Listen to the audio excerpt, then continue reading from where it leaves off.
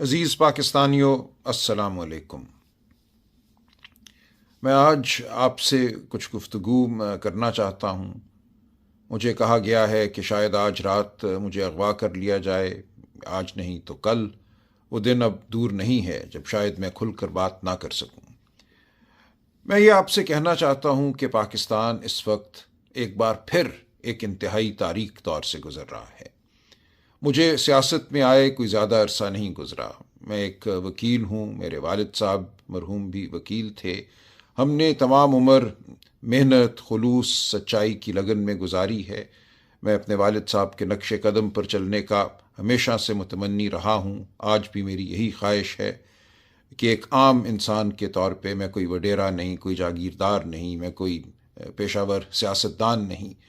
میں سیاست میں صرف اس لیے آیا ہوں کہ ان اقدار کی پیروی کر سکوں، ان اقدار کو مضبوط کر سکوں وطن عزیز میں، جن کے لیے میرے والد نے اپنی زندگی بسر کی اور جن کے لیے میں اپنی زندگی وقف کرنا چاہتا ہوں۔ یہ کیا اقدار ہیں؟ یہ اقدار شرافت کی اقدار ہیں۔ یہ وہ قدر ہے جو کہتی ہے کہ ہر انسان کا احترام کرو، چادر کا، چار دیواری کا احترام کرو، قانون کا احترام کرو، سچائی کا احترام کرو۔ آج مجھے یہ نظر آتا ہے کہ اس ملک میں ایک ایسا نظام حکومت قائم ہے جو صرف دھونس پر قائم ہے، جو جھوٹ پر قائم ہے، جو فریب پر قائم ہے۔ میں سیاست میں صرف اس لیے آیا کہ میں اس دھونس، اس جھوٹ، اس فریب کی مزاحمت کر سکوں۔ میرے سامنے یہ بات ایک بار پھر کھل کر سامنے آئی 8 فروری کی رات، 9 فروری کی رات، جب الیکشن کے بعد ہم نے دیکھا۔ میں خود ایک امیدوار تھا، 1 لاکھ ووٹ سے میں کہتا ہوں میں الیکشن جیتا۔ میرے سامنے الیکشن کے رزلٹ کو تبدیل کیا گیا۔ وہ بچے بچیاں جنہوں نے رو رو کر ووٹ ڈالے تھے، مجھے آج بھی وہ چہرہ یاد ہے اس بچی کا جس نے ماڈل ٹاؤن میں اسی اے پی ایس اسکول میں جہاں یہ دھاندلی رات کی گئی، پکڑ کے ہاتھ میرا کہا تھا، انکل پہلی بار میں ووٹ ڈال رہی ہوں، میرے ووٹ کو سنبھال کے رکھنا۔ ہم اس ووٹ کو نہیں سنبھال سکے کیونکہ ہم سے چھین لی گئی وہ امانت جو ہمیں قوم نے دی تھی۔ اس کے بعد ایک دور پیدا ہوا جھوٹ اور فریب کا کہ اس رات کا جو عذاب تھا، جو جھوٹ تھا، اس کو دبانے کے لیے مزید جھوٹ گھڑے گئے، ہم پہ مقدمے بنائے گئے، بے شمار جھوٹے مقدمے بنے، صرف عمران خان صاحب پہ نہیں، ہزاروں لوگوں پر، جن کو اٹھایا گیا، مارا پیٹا گیا، جن کی عزتیں پامال کی گئیں، اور یہ عمل آج بھی جاری ہے۔ اسی لیے میں آج بھی سیاست میں ہوں۔ جس دن یہ عمل ختم ہو گیا اور مجھے یقین ہو گیا کہ پاکستان میں شرافت کا دورہ ہے، پاکستان میں قانون ہے، میرا سیاست سے کوئی تعلق نہیں رہے گا۔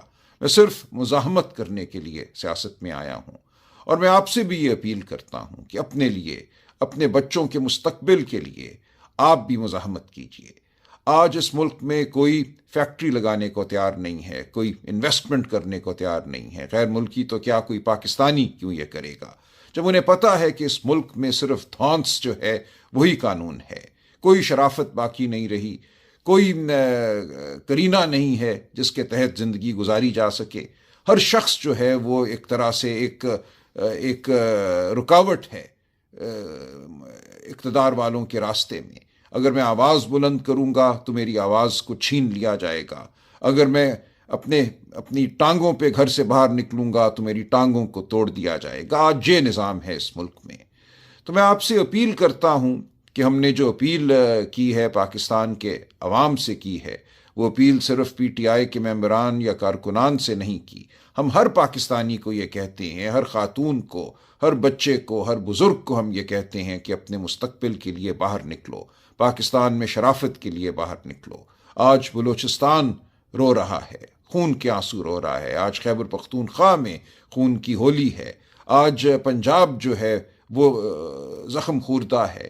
سندھ میں لوگ احتجاج کر رہے ہیں، باہر آ رہے ہیں، ان کو اپنے پانی کا نہیں پتا کہ ان کو پانی ان کے کھیتوں کو ملے گا نہیں ملے گا، ان کے حقوق کیا ہیں۔ کرپشن کا دورہ ہے۔ تو ہم یہ چاہتے ہیں کہ سب اکٹھے مل کر باہر آواز بلند کریں۔ 24 نومبر جو ہے وہ ایک انتہا بھی ہے اور ایک آغاز بھی ہے۔ ہم چاہتے ہیں کہ آج کے بعد کوئی طالع آزما، کوئی شخص جس کو ناز ہے اپنی طاقت پر، اپنی بندوقوں پر، اپنے پیادوں پر، وہ ہمارے اوپر حکمرانی نہ کر سکے۔ ہماری جو آواز ہے اس کو کوئی دبا نہ سکے۔ اس لیے ہم باہر نکلنا چاہتے ہیں، اپنی آواز کو بلند کرنا چاہتے ہیں، اتنا بلند کرنا چاہتے ہیں کہ کوئی اس کو دبا نہ سکے۔ دیکھیے، دنیا کی ہر ریاست کے پاس طاقت ہوتی ہے، ہر ریاست کے پاس پیادے ہوتے ہیں، ہر ریاست کے پاس ویگو ڈالے ہوتے ہیں، بندوقیں ہوتی ہیں، لیکن وہاں کیوں یہ سب کچھ نہیں ہوتا؟ وہاں یہ سب کچھ اس لیے نہیں ہوتا کہ وہاں کی عوام فیصلہ کر چکی ہے کہ وہ یہ برداشت نہیں کریں گے۔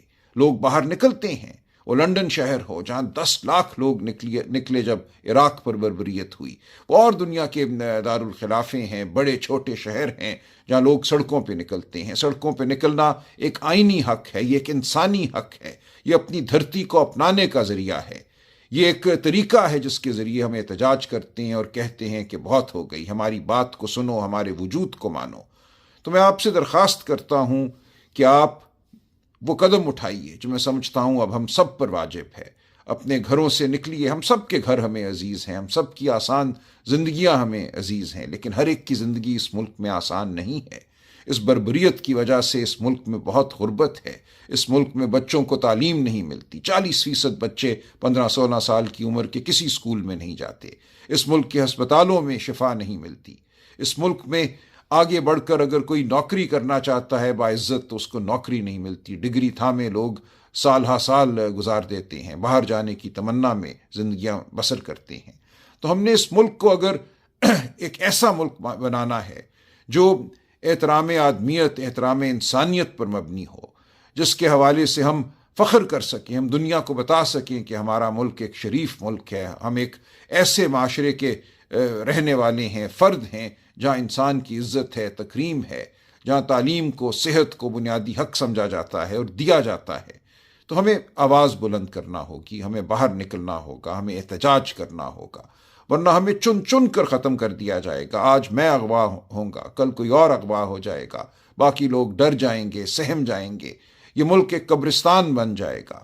ہم نے اس ملک کو قبرستان نہیں بننے دینا، یہ ایک نخلستان ہے، یہ ایک خوبصورت گلستان ہے، اور ہم نے اس کو گلستان کے طور پہ آگے بڑھانا ہے۔ اس ملک سے ہم نے نفرت ختم کرنی ہے، ہم نے انتشار ختم کرنا ہے۔ ہم چاہتے ہیں کہ ہم سب پاکستانی رنگ، نسل، مذہب، صنف کی تفریق سے بالا تر ہو کر اچھی زندگیاں گزاریں، سچی زندگیاں گزاریں، محنت کر سکیں، اپنے مستقبل کو سنوار سکیں۔ تو میرا ساتھ دیجئے، ان سب کا ساتھ دیجئے جو 24 نومبر کو اپنے گھروں سے باہر نکلیں گے، بہت پرامن طریقے سے، پرشکوہ طریقے سے باہر نکلیں گے۔ ہم کوئی دنگا فساد نہیں کرنا چاہتے، ہم بڑے منظم طریقے سے اپنی آواز بلند کرنا چاہتے ہیں۔ ہمارا ساتھ دیجئے، اپنی نسلوں کا ساتھ دیجئے، اپنا ساتھ دیجئے۔ بہت شکریہ۔